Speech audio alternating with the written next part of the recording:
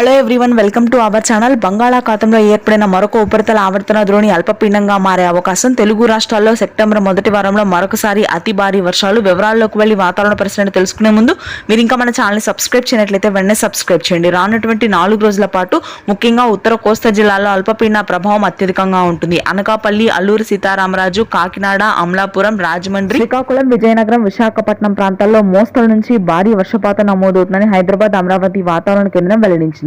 ఇక తెలంగాణలోని పలు జిల్లాలకి రెడ్ అలర్ట్ ని ప్రకటించింది వాతావరణ కేంద్రం. ఇప్పటికే 60 సెంటీమీటర్ల రికార్డు స్థాయి వర్షపాతం నమోదైంది గత వారంలో.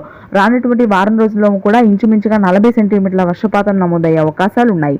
నిజామాబాద్, జగిత్యాల, మంచిర్యాల, కొమరంభీం, ఆసిఫాబాద్, ఆదిలాబాద్, ములుగు, ఖమ్మం, భద్రాద్రి కొత్తగూడెం, జయశంకర్, భూపాల్పల్లి ప్రాంతాల్లో మోస్తరు నుంచి భారీ వర్షపాతం నమోదవుతుంది. సెప్టెంబర్ 5, 6 తేదీల్లో ఈ వర్షాలు మరింతగా పెరిగే అవకాశం ఉంది. ఇక మధ్య తెలంగాణ, హైదరాబాద్ నగర వ్యాప్తంగా కుండపోత వర్షాలు. కామారెడ్డి, మెదక్, సంగారెడ్డి, మల్కాజ్గిరి, యాదాద్రి, భువనగిరి జిల్లాల్లో కూడా మోస్తరు నుంచి భారీ వర్షపాతం నమోదవుతుంది.